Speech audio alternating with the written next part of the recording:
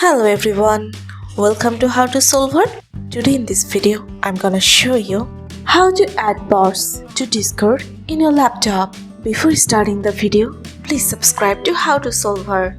So, let's go. For this, you have to open your Discord. Now click on this. Now go to server settings. Now here you can see the option of roles. You have to press on it.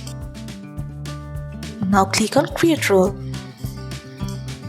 Here you have to give a name of your bots.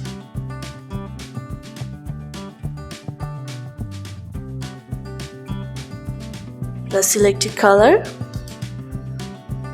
Now scroll down. Now here you can see display role members separately from online members. You have to turn on this button. Now click on Save Changes.